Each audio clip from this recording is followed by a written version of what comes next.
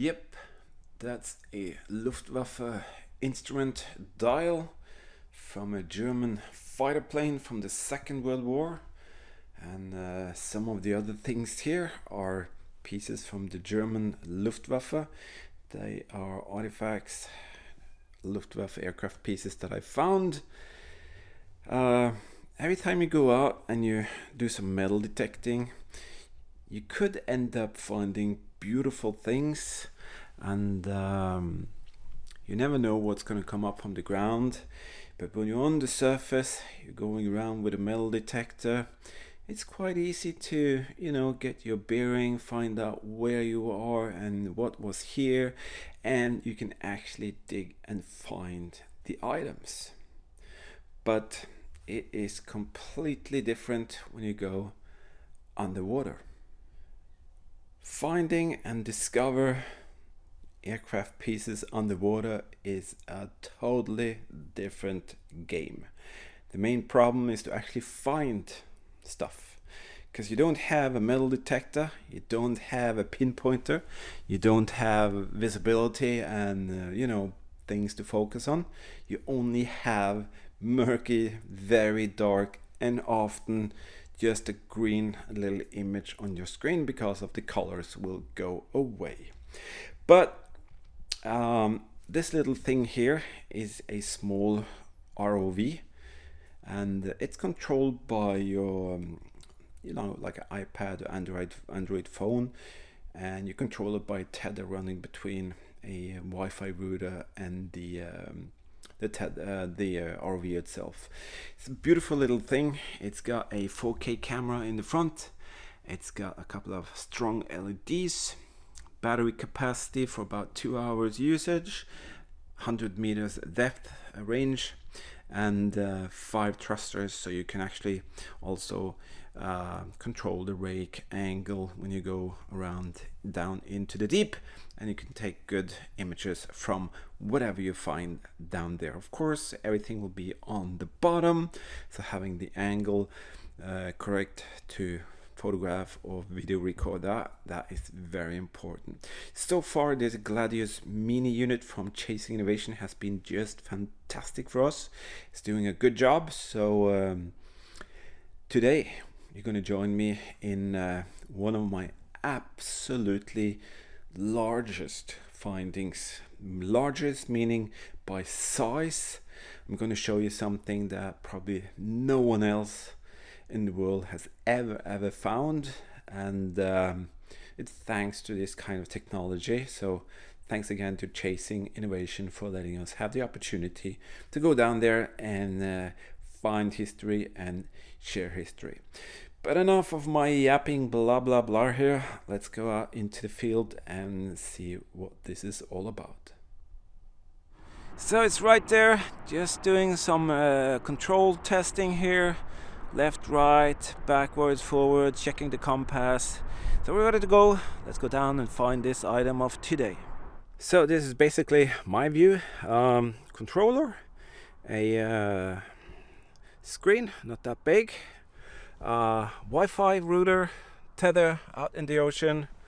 We're ready to do some exploring. Today we're back at the location where the Germans had some activity, and our target of today is to actually find one of the items that I showed you earlier.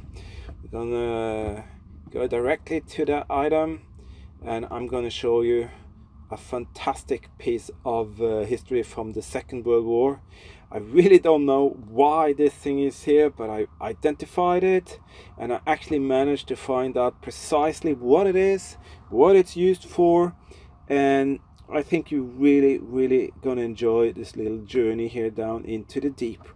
We have to go around 10 meters, and of course I will have to it's not that easy on the water to find things. It's not like when you're metal detecting, you just go to the location and you find it right away. It's actually very difficult to find the items. I need to have a bearing here. Where am I? I need to find that bearing. Oh, I'm absolutely doing it wrong. I have to go let me see. There we are. This is the general direction that we're going to go in, and I have to say this is not a good visibility, but it's going to be good enough for what we're going to do. It's all green and mushy, but that's how it is down there. There's no way you can find stuff if you don't accept the conditions that the ocean and the lakes and the locations will give you.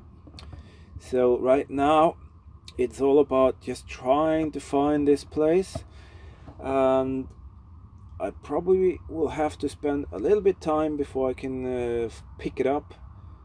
I think it is around this area here. I will suddenly see a couple of features that I can recognize, and after that I'll be able to actually go into the story itself and tell you precisely what it is. I'm gonna look a little bit around here and cut you in when I actually see that. So it seems like I've actually managed to find it, and now it's just a matter for me to be able to bring you in and take you back into the past. This is just phenomenal. So we're coming in towards the item, and right now, well, it doesn't say too much, does it? But I'm gonna go a little bit closer, and suddenly we're back in the middle of the Second World War. And what you see in front of you right there is something that I really was surprised to find here. And I'm just gonna go a little bit further forward here, and you're gonna see the same as I do.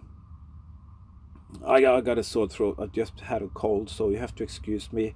But what we see here is something that I've never ever seen anyone else find or locate. Actually, no one in the world I've ever seen anyone find this item here. And of course you're gonna ask yourself right away, what is it? Well, I'm gonna show you a few details, and we're gonna kind of slowly glide into the atmosphere of what this thing is. I really don't know why it is here, because this is not a location where this should have been, but I do think I have a kind of an explanation of it. But let's just cruise over here. You can see some details there on the bottom.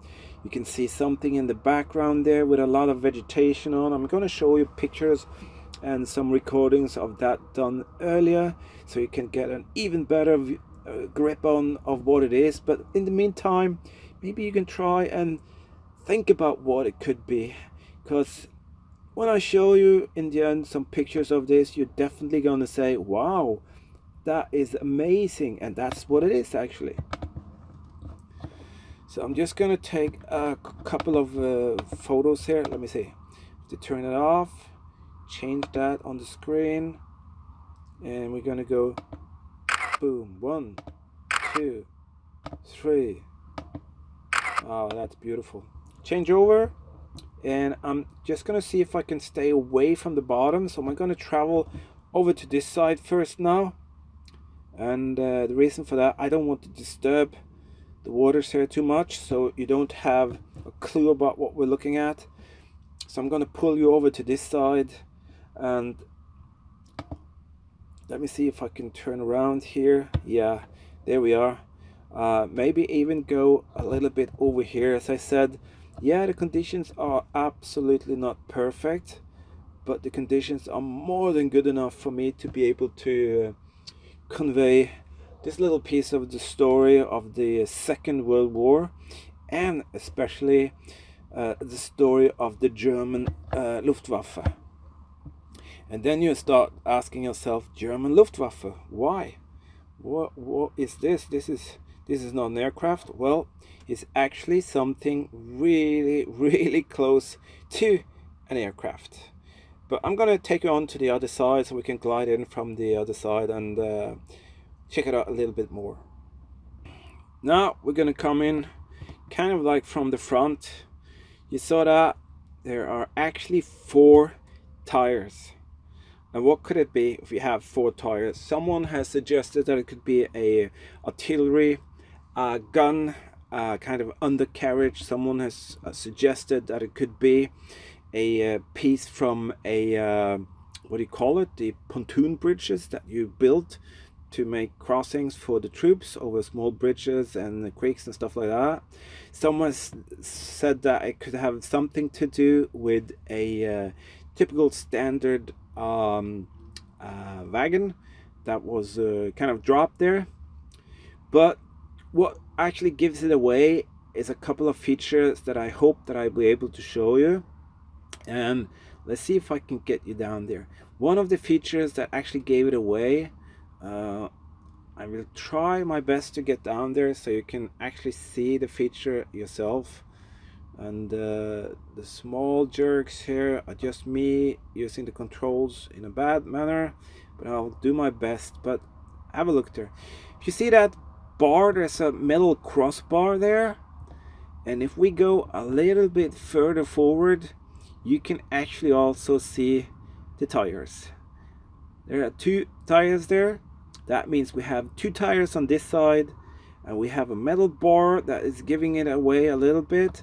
That's the piece that is up right there. That's like a square. And see if I can find a picture of that. What you see here is some images that I made earlier with a ROV that I built completely from scratch. This is made a bit before. You can see there are no vegetations or algae or stuff like that. It's a bit bumpy ride, but here you can very easily see the wheels on the side, and you can see that frame with the square divisions inside there. And that really gave it off. That was kind of the first sign that told me that, wow, this is definitely something special, and this we really need to find out what it is. But here you can most definitely see the wheels, and I don't know why the vegetation came in so fast after this recording, but nevertheless, here are the wheels, and you can very easily see the side walls next to the wheels. So we now have a side kind of frame thing. We have 2 tires. We have 2 tires on each side. Here is a bit better to see the tires and the rims. So that's that side. All right. So let's go up here. Let's turn around and let's investigate a little bit more over here. So this is not like you go out metal detecting and you find 200 artillery shells in a foxhole or a mortar or a machine gun or helmet, whatever. This is absolutely completely different. This is underwater, and you just have to work with the environment, and you're underwater, and it's very difficult to actually do this. But with the Gladius Mini here, you can see that we have beautiful images, so I'm really happy. All right, let's have a look here. Go down here. You see that? You see this frame coming from the right lower part up, crossing over the tires, and then down again on the left. We have now established that it is probably something that was could be rolled, and as I said, I think this thing has been dropped here by accident by the Germans, because it shouldn't be here. But now that it's here, it's about time that we actually show the world what we have found. This is one of a kind. In my eyes, this is one of a kind find. I don't think I've ever seen anyone on this planet finding this specific item anywhere. And to me, I would say this is a very rare item. So let's see if I can place myself a little bit different here, and I'll show you finally a picture of what this thing really is. So, ladies and gentlemen, it is time to show you what this insane artifact on the bottom of the sea is. Right now we're down in the green murky water, and you have to travel back in time. You have to go back to the mid 1940s, and when you do that, you will actually see that this thing here is something totally incredible and very rare. So let's see what it is. That's what it is. It's a slip wagon that the German Luftwaffe used during the Second World War. Its main purpose is, as you can see here, to get the seaplanes in and out of the waters. And what a fantastic find. It's the closest find to a seaplane that you can ever do. And it is massive, it's huge, it's enormous, and I think it is pretty rare to find. Is that amazing or what? We found with this little Gladius Mini ROV one very unique artifact. We found something that actually belongs to the seaplanes, the German Luftwaffe seaplanes. This wagon should not be here, should absolutely not be here. And I have to say, I really didn't expect that. And we are floating over this item today, and who knows why it is down here. But these two tires, the distance between the two tires, or the two sets of a pair of tires, are exactly the width to hold one of the seaplanes. And the frame again there coming out of picture, that's what's stabilizing this trolley or wagon. And when they put the seaplane inside there, you can see for yourself that the purpose was only one thing, and that was to carry German Luftwaffe seaplanes. Is that amazing or what? Did you like that? Did you enjoy it? Well, I did my best, and I'm gonna create this adventure for you to enjoy now. But in the future there will be lots more coming up with this wonderful little ROV, the Gladius Mini from Chasing Innovation. It is not finished yet. It's a fantastic tool. It's not a toy. It's actually a very professional tool for us. And thank you for giving us the opportunity, Chasing Innovation. You are really chasing your dreams, and our comes through by your hard work. We're not finished. We have nearly just started. That's a Spitfire speed indicator. And why am I showing you that? Well, it's not just about Luftwaffe. It's actually about a lot of new, very special discoveries that we've done recently. And it's all thanks to the great support that people like you out there give us. So check out those two links. If you want to become a patron and support my work, you can take part in monthly draws of my World War II diorama, where a lot of the genuine artifacts are actually in. I've given away hundreds of them to all over the world, so check out that if you want to do that. I also give away beautiful World War II dioramas to the people who donate to me. So check out my videos in the beginning of each month, the giveaway videos, and you can check out how that works. Without your support, I wouldn't be able to do this. So the more support I'll get, the more stuff I can do. And just to kind of get you into a little very small secret, I'm actually working on a full-scale German submarine story, but I need to save up some bucks to be able to do that. But that's what I do. I go out, I find history, I share history, and in the end we will all learn from it together. Thanks for watching, thanks for subscribing, commenting. Huge thank you to all of you Patreon, PayPal supporters out there. You are my team members. I really do appreciate it. I will see you in the next adventure. So just drop by at any time, watch my videos, that helps me out, and we'll see you out there.